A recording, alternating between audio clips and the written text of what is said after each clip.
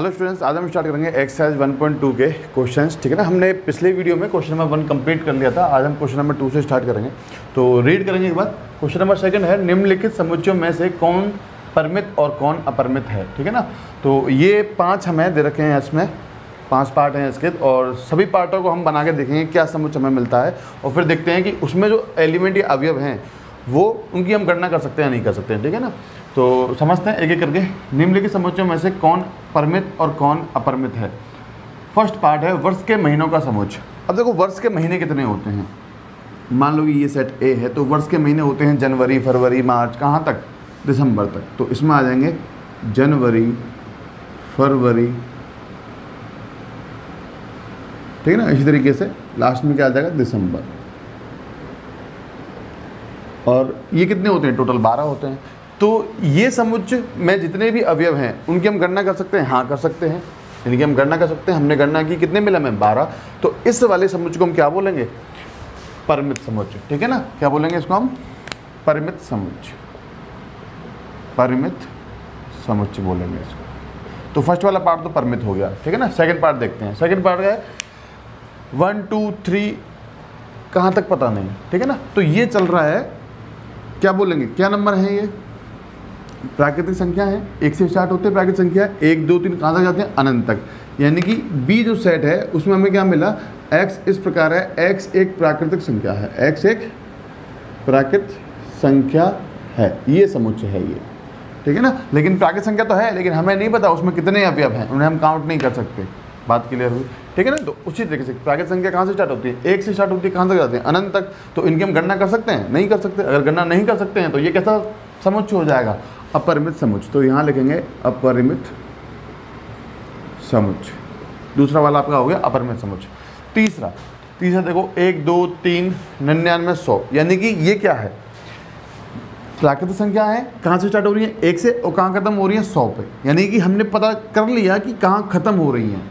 ठीक है ना, इसका मतलब क्या है, इसमें जितने भी अवयव हैं उनको हम गिन सकते हैं, काउंट कर सकते हैं। तो ये काउंटेबल अवयव हैं। तो ये समुच्चय कैसा हो जाएगा, परिमित समुच्चय हो जाएगा। इस समुच्चय को अगर लिखना चाहें तो क्या बोलेंगे कि x इस प्रकार है, x एक प्राकृत संख्या है, प्राकृत संख्या है, तथा x जो है वो लेस देन या फिर लेस देन इक्वल टू 100। ठीक है ना, x 100 या 100 से छोटा है। इसमें जो x है वो क्या है, या तो 100 है या 100 से छोटा है। कितना छोटा है, उसके लिए मैंने लिखा प्राकृतिक संख्या। प्राकृतिक संख्या कितनी छोटी होती है, सबसे छोटी प्राकृतिक संख्या क्या है इसमें, 1। बात समझ में आई। ठीक है ना, तो ये वाला जो समुच्चय होगा, थर्ड वाला, ये हो जाएगा परिमित समुच्चय। कैसा, परिमित समुच्चय। मतलब हम इसमें जितने भी अवयव हैं उनकी हम गणना कर सकते हैं। फोर्थ वाला पार्ट देखते हैं। कह रहा है कि 100 से बड़े धन पूर्णांकों का समुच्चय। 100 से बड़े, यानी कि हम इसके अंदर लिखेंगे कौन कौन से अवयव आने वाले हैं। देखो, 100 से बड़े लिख रहे हैं, क्या लिख रहे हैं, 100 से बड़े धन पूर्णांक। 100 से बड़े धन पूर्णांक हम लिखेंगे। अब पूर्णांक कौन से होते हैं, 1 2 3, धन पूर्णांक की बात कर रहे हैं, कौन से होते हैं, 1 2 3 कहाँ तक, अनंत तक। लेकिन उसने कहा 100 से बड़े, तो 100 से स्टार्ट हो जाएगा, सॉरी 100 से नहीं, 101 से स्टार्ट हो जाएगा। 101 आएगा धन पूर्णांक, 102 आएगा, 103 आएगा, और कहाँ तक ये हमें पता नहीं, अनंत तक। तो इसमें जितने भी अवयव आने वाले हैं वो गणना कर सकते हैं, उनकी नहीं कर सकते। तो क्या बोलेंगे, इस चौथे वाले पार्ट का आंसर क्या हो जाएगा, अपरिमित समुच्चय, है ना, अपरिमित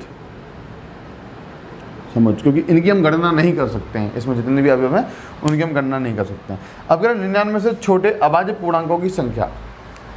99 से छोटे अभाज्य पूर्णांकों का समुच्चय। अभाज्य संख्या कौन सी होती है, प्राइम नंबर, जैसे 2 3, ठीक है ना, 5 7, ऐसे ही। इसने कहा 99 से छोटे, तो 99 से अगर हम छोटे लिखें तो स्टार्ट कहाँ से होगा, 2 से। एक अभाज्य संख्या नहीं होती है तो 2 आ जाएगा, 3 आ जाएगा, 5 आ जाएगा, 7 आ जाएगा, ऐसे ही चलता चला जाएगा ये।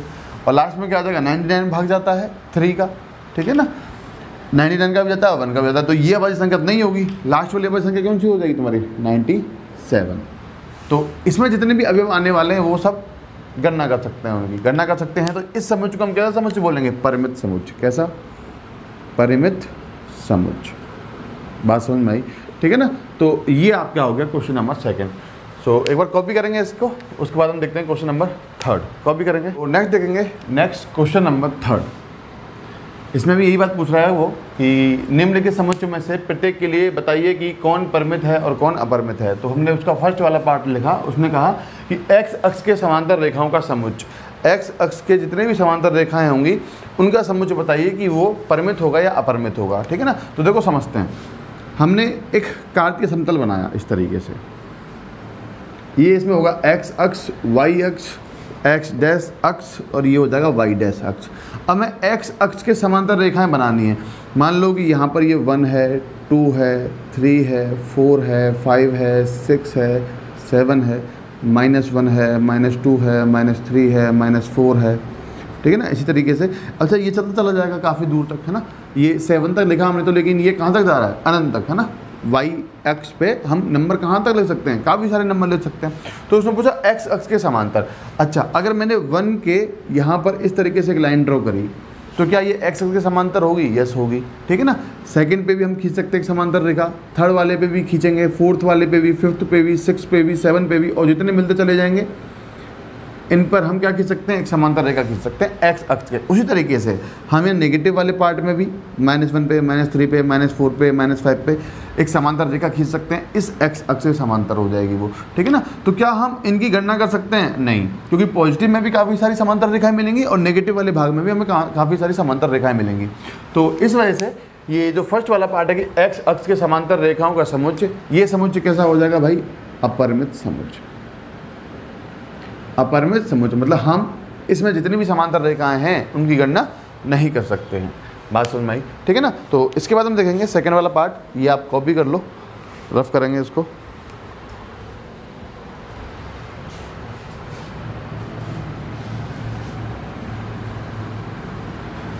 ठीक है। तो इसका सेकंड पार्ट देखते हैं। कह रहा अंग्रेजी वर्णमाला के अक्षरों का समुच्चय। क्या कहा सेकंड में?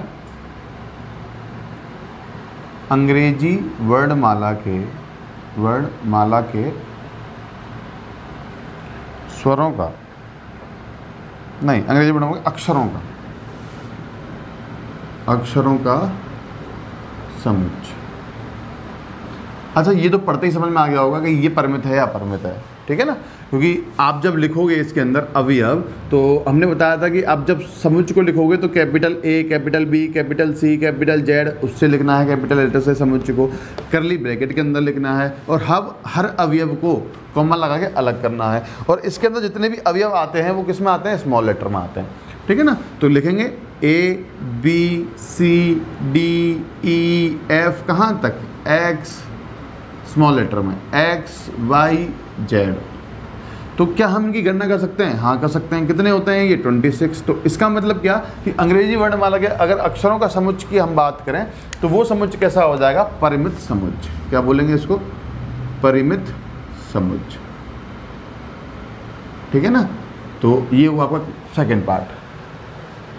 तो कॉपी करेंगे इसको। इसके बाद देखते हैं थर्ड वाला पार्ट क्या कह रहा है। ठीक है। थर्ड कह रहा उन संख्याओं का समुच्चय जो 5 के गुणज हैं। 5 के गुणज हैं मतलब 5 के टेबल में या 5 के पहाड़े में आते हैं। तो देखो क्या लिखेंगे, पहले तो 5 ही आ जाएगा, है ना। 5 का गुणज है ये, है ना। 5 गुणा 1 कितना होता है? 5। तो 5 का गुणज हो गया ये। उसी तरीके से 10 आ जाएगा। क्या बोलेंगे? 5 गुणा 2 कितना होता है? 10। तो ये भी किसका गुणज है? 5 का गुणज है। फिर ऐसे ही 15 आ जाएगा, 20 आ जाएगा, 25 आ जाएगा, 30 आ जाएगा। कहाँ तक? चलते जाओ, बीच में कहीं 500 आ जाएगा, फिर चलते जाओ कितना आ जाएगा? 5000 आ जाएगा, फिर चलते जाओ कितना आ जाएगा? 50000 आ जाएगा। ठीक है ना। तो अगर आप 5 में ही या 1 में ही 0 लगाते गए तो ये एक 5 का गुणज है और इसकी हम गणना नहीं कर सकते हैं। आप कितनी भी 0 लगा लो इसमें, ये भी एक 5 का गुणज है। बात क्लियर हुई? ठीक है ना। तो इसका मतलब क्या कि इस समुच्चय में जितने भी अवयव आएंगे उनकी हम गणना नहीं कर सकते हैं। अगर हम गणना नहीं कर सकते हैं तो ये जो समुच्चय है उन संख्याओं का समुच्चय जो 5 के गुणज हैं, 5 के गुणज में जितने भी अवयव हैं उनकी हम गणना नहीं कर सकते हैं। तो इसका मतलब क्या कि ये थर्ड पार्ट है, इस ये हो जाएगा अपरिमित समुच्चय। अपरिमित समुच्चय। बात सुन भाई, ठीक है ना, कॉपी करो इसको। नेक्स्ट देखते हैं फोर्थ पार्ट।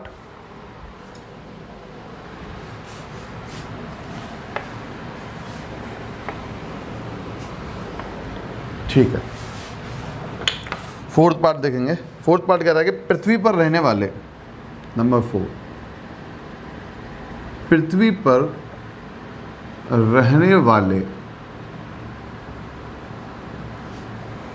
पृथ्वी पर रहने वाले जानवरों का समुच्चय, जानवरों का समुच्चय। अच्छा, पृथ्वी पर रहने वाले जानवर कितने हैं? काउंट कर सकते हैं हम? नहीं कर सकते। छोटे बड़े कीड़े मकोड़े पता नहीं कितने तरीके के हैं, तो इनको हम काउंट नहीं कर सकते हैं जानवरों को। ऐसा नहीं कि सर जो हमें दिखते हैं वही जानवर हैं, है कई जानवर ऐसे हैं जो हमें दिखते भी नहीं हैं, बहुत छोटे छोटे होते हैं, ठीक है ना, तो इनकी हम गणना नहीं कर सकते हैं। तो इसका मतलब क्या कि पृथ्वी पर रहने वाले जानवरों का समुच्चय एक अपरिमित समुच्चय है। क्या समुच्चय भाई? अपरिमित समुच्चय। अभी तो हमने आसपास ही देखे हैं, पानी में रहने वाले कई तरीके के जानवर होते हैं, रेगिस्तान में रहने वाले और ऊपर हवा में रहने वाले, ठीक है ना, कई तरीके के जानवर रहते हैं, जंगलों में पता नहीं कितने तरीके के जानवर हैं। तो ये जो समुच्चय होगा वो अपरिमित समुच्चय होगा, जिनकी हम गणना नहीं कर सकते हैं, ठीक है। फोर्थ पार्ट हो गया। फिफ्थ पार्ट देखेंगे। फिफ्थ पार्ट कह रहा मूल बिंदु, मूल बिंदु 0 0 से होकर जाने वाले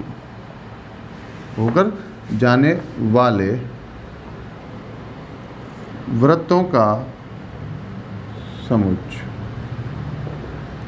अच्छा भैया, चलो एक कार्तीय समतल बनाते हैं और उसमें देखते हैं कि मूल बिंदु से जाने वाले वृत्तों के समुच्चय में कितने वृत्त आ रहे हैं। ये एक्स अक्ष हो गया, ये वाई अक्ष हो गया, एक्स डैश हो गया, वाई डैश हो गया, और ये हो जाएगा आपका मूल बिंदु 0,0। मूल बिंदु से होकर जाने वाले वृत्तों का समुच्चय, ठीक है, बना रहे हैं।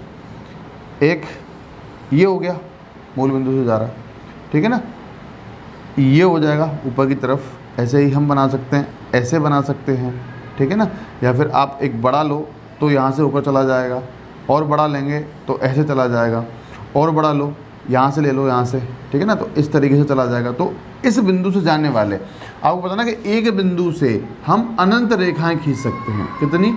एक बिंदु से अनंत रेखा खींची जा सकती हैं, और दो बिंदुओं के मध्य में सिर्फ एक रेखा खींची जा सकती है। तो इस मूल बिंदु से जाने वाले वृत्तों को हम नहीं काउंट कर सकते कितने वृत्त खींचे जा सकते हैं।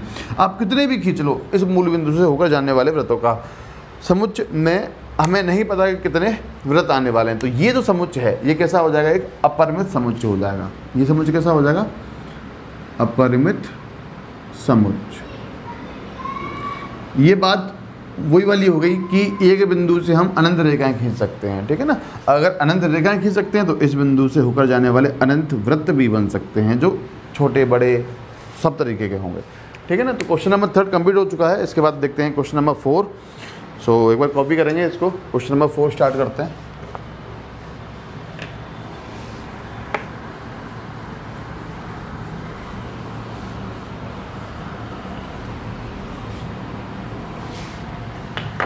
ठीक है, क्वेश्चन नंबर 4 कहा निम्नलिखित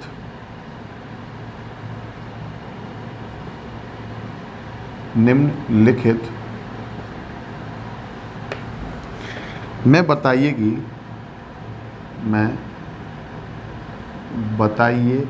कि A बराबर B है अथवा नहीं है, ठीक है ना। तो हमें देखना है, ये 4 पार्ट दे रखे हैं इसमें, इनमें हमें बताना है कि A इक्वल टू B, समुच्चय A बराबर समुच्चय B है या नहीं है, ठीक है ना। तो A लिखा, इधर लिख लेते हैं B, D C B A। देखो भाई, A के अंदर, समुच्चय A के अंदर कौन कौन से अवयव हैं? A है, B है, C है, D है। कितने अवयव हैं? 4 अवयव हैं। चलो इसमें काउंट करो, 1 2 3 4। कितने अवयव हैं? 4 अवयव है। अवयव तो समान है, क्या अवयव भी समान है वो देख लेते हैं।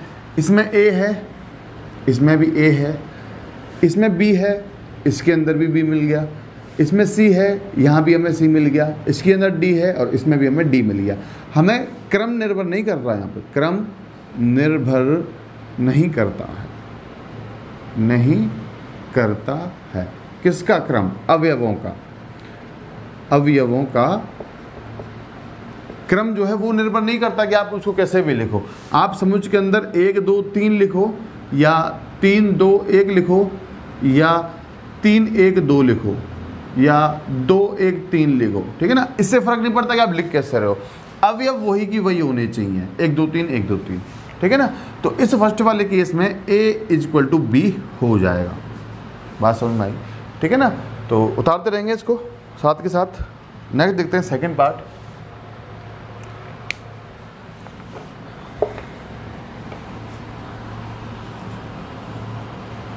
ठीक है, सेकंड पार्ट समुच्चय ए। उसने कहा 4 8 12 16, बी 8 4 16 18।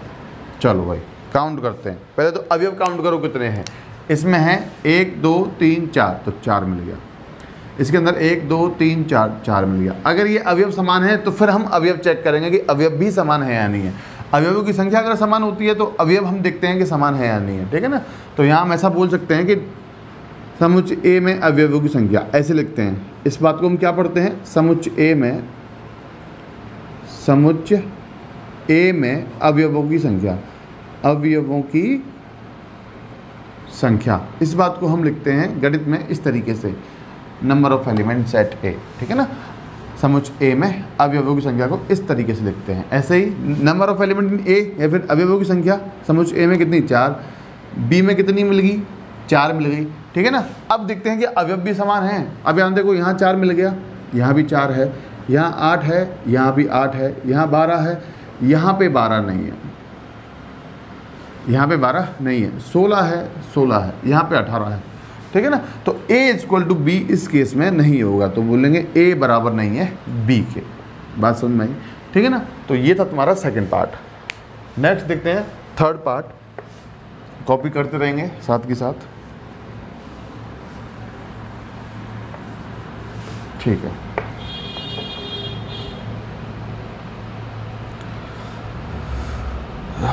थर्ड जी, थर्ड पार्ट देखेंगे। थर्ड कह रहा है कि A = 2 4 6 8 10, ठीक है ना। B = हमें कहा X इस प्रकार है, X सम धन पूर्णांक है, सम धन पूर्णांक है और X या तो 10 है या 10 से छोटा है। X ≤ 10। देखते हैं कैमरे में आ रहा है या नहीं। और उसने क्या कहा कि X <10, ठीक है ना। तो ये बात उसने हमसे कही। तो देखते हैं कि समुच्चय ए में तो अवयव दिखाई दे रहे हैं हमें, कौन कौन से हैं। समुच्चय बी में भी हम चेक करेंगे कौन कौन से अवयव आ रहे हैं। तो देखो, समुच्चय ए के अवयव तो यहाँ लिखे हुए हैं 2 4 6 8 10। समुच्चय बी के अवयव यहाँ लिखते हैं। समुच्चय बी में कौन कौन से अवयव हैं। अभी उसने कहा कि x इस प्रकार है, x धन पूर्णांक है और x जो है वो 10 से छोटा या 10 के बराबर है। तो सम पूर्णांक, सम धन पूर्णांक, धन पूर्णांक कौन से हो गए? सम धन पूर्णांक है, ठीक है ना। और x जो है वो < 10 है। तो धन पूर्णांक कौन से होते हैं? 1 होता है, 2 होता है, 3 होता है, 4 होता है, अनंत तक। अगर हम इसमें निकालें सम धन पूर्णांक तो हमें क्या मिलेगा? 2 4 6 8 10 12 14, कहाँ तक? अनंत तक। लेकिन उसने कहा 10 से छोटे। उसने क्या कहा कि x इस प्रकार है, x सम धन पूर्णांक है और x जो है वो 10 या 10 से छोटा है। अब पूर्णांक लिखते हैं हम। पूर्णांक क्या मिला? माइनस अनंत, -4, -3, -2, -1, 0 1 2 3 4 5 6 7 8 9 10, ठीक है ना, इस तरीके से। अब मान लो कि यहाँ पे कहीं 10 है, यहाँ पे कहीं 10 है। ध्यान से समझना इस क्वेश्चन को, ठीक है ना। थोड़ा ट्रिकी क्वेश्चन है ये, इसमें गलतियाँ हो जाती हैं अक्सर। ठीक है, उसने कहा कि 10 से छोटा 10 और 10 से छोटा हमें सम धन पूर्णांक लेना है। अब उसने कहा धन पूर्णांक, ठीक है ना, तो आप ऐसा नहीं कि 10 से छोटे तो भाई यहाँ तक मिलेंगे हमें, भाई ये सारी संख्याएं क्या हैं, 10 से छोटी हैं, यहाँ से लेकर यहाँ तक ये सारी संख्याएं क्या हैं, 10 से छोटी हैं। हमें निकालना है सम, क्या निकालना है, सम। तो सम संख्या एक ये भी है और एक ये भी है, लेकिन उसने कहा कि हमें चाहिए धन। इस बात पे थोड़ा सा गौर करेंगे। क्या कहा उसने, धन पूर्णांक की बात की, और धन पूर्णांक तो हमें यहाँ तक मिले, या फिर जेड पॉजिटिव हमें कहाँ मिलेगा, 1 से स्टार्ट होते हैं जेड पॉजिटिव, ठीक है ना। तो 10 से छोटी कौन कौन सीधा आ जाएंगी, 10 से छोटी यहाँ से देखो सम संख्याओं से, धन संख्याओं से देखो, 2 आ जाएगी, 4 आ जाएगी, 6 आ जाएगी, 8 आ जाएगी, 10 आ जाएगी। 10 और 10 से छोटी सम धन पूर्णांक हमें क्या मिले, 2, 4, 6, 8, 10। इसमें अवयव कितने हैं, 5, ठीक है ना, और इसके अंदर भी अवयव कितने हैं, 5। क्या अवयव समान है, हाँ दोनों में अवयव भी समान है। अगर दोनों में अवयव समान है तो क्या बोलेंगे कि A बराबर है B के, समुच्चय A बराबर है समुच्चय B के। बात क्लियर हुई, ठीक है ना। तो ये तो था थर्ड पार्ट। इसके बाद देखेंगे फोर्थ, तो कॉपी करते रहेंगे इसको साथ के साथ, ठीक है। तो क्वेश्चन नंबर 4 का लास्ट पार्ट है फोर्थ, देख लेते हैं एक बार किस तरीके से सॉल्व करना है।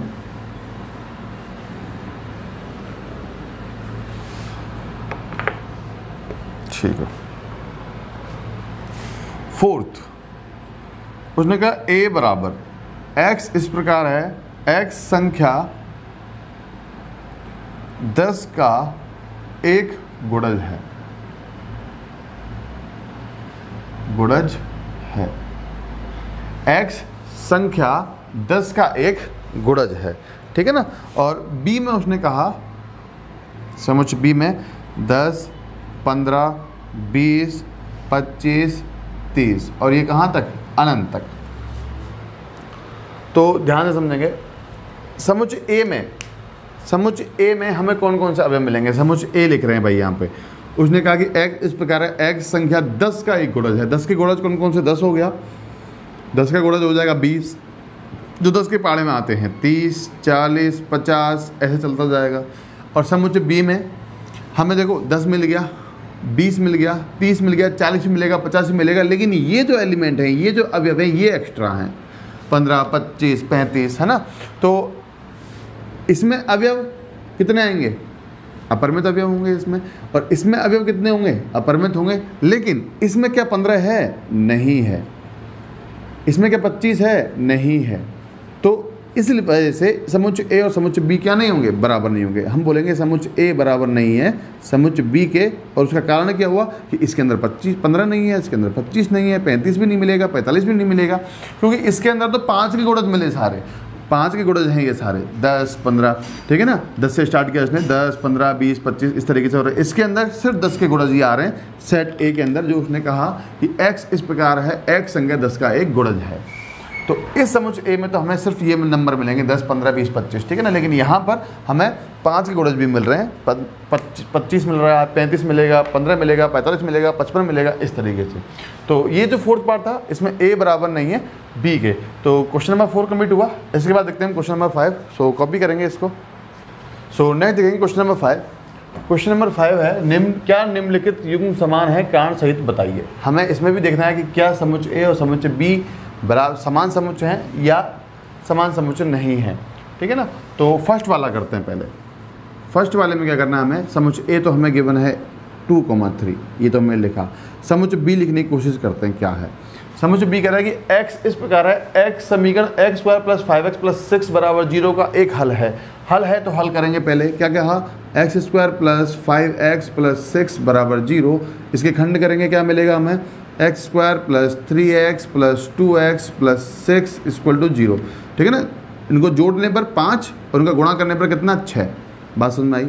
चलो जो कॉमन आ रहा है उसे कॉमन निकालो, x + 3 बचेगा, x कॉमन लेंगे यहाँ से और यहाँ से, x कॉमन आया तो क्या मिल गया यहाँ पे x और यहाँ पर 3 + 2 कॉमन निकाला, यहाँ बचेगा x + यहाँ बचेगा 3 = 0। ये तो हमने किया होगा 10th क्लास में काफ़ी। ठीक है ना। अब इसमें से वापस x+3 कॉमन आ रहा है तो x+3 निकाला और हमें मिल जाएगा x+2 बराबर 0, यानी कि हमें x+3 बराबर 0 मिलेगा और x+2 बराबर 0 मिलेगा।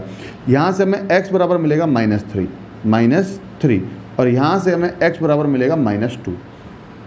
इसका मतलब समुच्चय B के अंदर जो अवयव हैं वो है -2, -3। तो क्या ये दोनों समुच्चय समान समुच्चय होंगे? नहीं होंगे। तो बोलेंगे A बराबर नहीं है B के, या A और B समान समुच्चय नहीं है। ठीक है ना। तो इस तरीके से हमें सेट B का हल निकालना है और उसके अंदर देखना है कि कौन कौन से अवयव आ रहे हैं। अगर वो दोनों अवयव समान होते हैं तो बोलेंगे कि समान समुच्चय है, अगर अवयव समान नहीं होते हैं तो बोलेंगे समान समुच्चय नहीं है। बात समझ में आई? ठीक है ना। तो फर्स्ट वाला पार्ट कॉपी करेंगे, हम सेकेंड पार्ट सॉल्व करते हैं अब।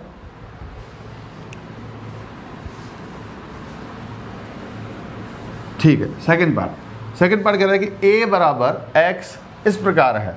x शब्द फॉलो का एक अक्षर है, यानी कि फॉलो में जो जो अक्षर काम में आए हैं उनका एक समुच्चय है a। तो a के अंदर अवयव हम लिख रहे हैं क्या क्या आएगा। सेकेंड पार्ट, ठीक है ना। देखो, एक तो आ जाएगा f, स्मॉल लेटर में लिखना है, एक आ जाएगा o, ठीक है ना, आ जाएगा l और आ जाएगा w। हमें L 2 बार नहीं लिखना है, हमें O 2 बार नहीं लिखना है, एक अवयव को सिर्फ एक बार ही लिखेंगे। बात समझ में आई? तो समुच्चय A के अंदर ये अवयव मिले। समुच्चय B के अंदर, समुच्चय B क्या कहा कि y इस प्रकार है, y शब्द वॉल्फ का एक अक्षर है।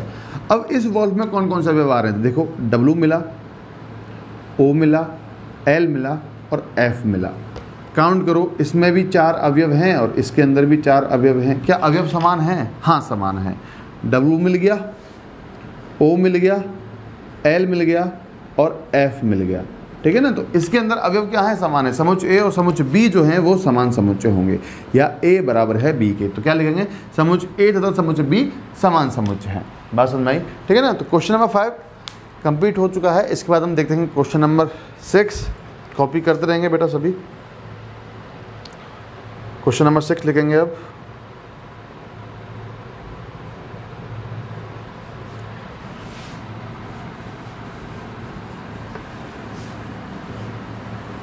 ठीक, क्वेश्चन नंबर 6 पढ़ो। कह रहा नीचे दिए हुए समुच्चयों में से, क्या कहा? नीचे दिए हुए समुच्चयों में से समान समुच्चयों का चयन कीजिए। समान समुच्चयों का चयन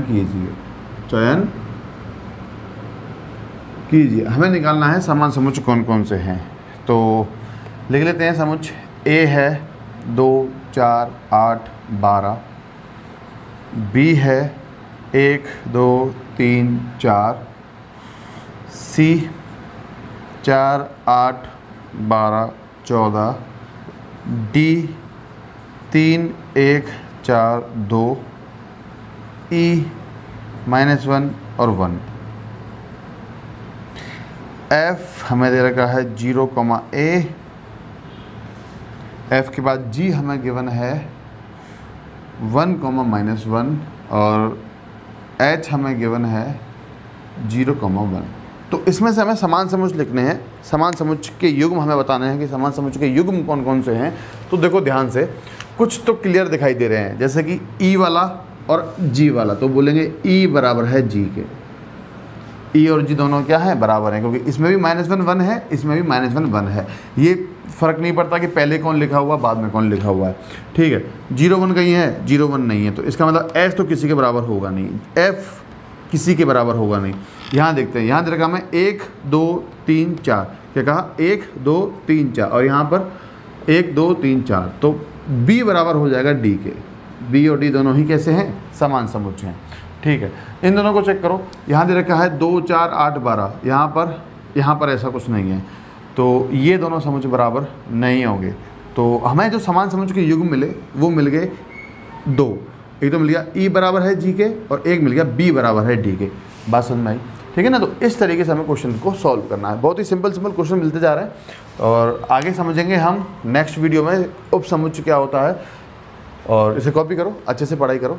थैंक यू।